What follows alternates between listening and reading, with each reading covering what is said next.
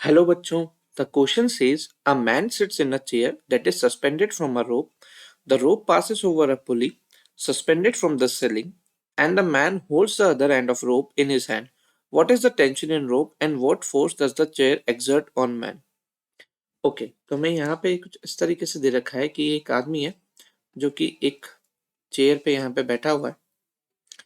उसने ये जो चेयर है जिस पे वो बैठा हुआ है वो भी एक रोप से कनेक्टेड है और एक रोप उसने पकड़ रखी है अपने हैंड में। तो यानी हम कह सकते हैं यहाँ पे दो टेंशन फोर्स लग रहे हैं, एक इधर ऊपर और एक इधर ऊपर, और एक इस आदमी का वेट है जो कि नीचे लग रहा है mg। यानी यहाँ पे जो ट्वाइस ऑफ टेंशन है वो mg के इक्वल आ जाएगा। यहाँ पे एक पॉइंट नोट करने वाला है कि हमने यहाँ पे चेयर मासलेस मानी है। चेयर हमने यहाँ पे मासलेस मानी है, तो यहाँ से हमारे पास टेंशन कितना आ गया, यहाँ से टेंशन हमने mg/2 निकाल लिया। तो फर्स्ट पार्ट तो हो गया कि टेंशन इन द रोप कितनी, तो tension in the rope mg/2 हो गई। सेकेंड पार्ट पे हमसे पूछा है what force does the chair exert on the man, man chair पे कितना फोर्स लगा रही है।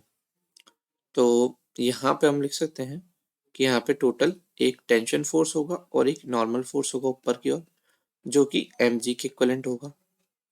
यहाँ से नॉर्मल फोर्स हमें पता है कि टेंशन mg/2 है, उसकी वैल्यू यहाँ हम सब्स्टिट्यूट कर देंगे, तो हमारे पास नॉर्मल फोर्स आ जाएगा mg/2।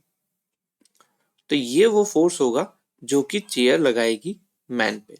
हाँ, अगर मान लीजिए यहाँ पे चेयर को हम लोग मासलेस माना है, अगर चेयर में मास होता, अगर चेयर में यहाँ पे खुद का कुछ मास m होता, तो हमारे पास जो ट्वाइस ऑफ टेंशन आता वो हमारा mg प्लस mg हो जाता। हम यहाँ पे चेयर का भी मास ले लेते, अगर चेयर में मास है तो हम इस तरह।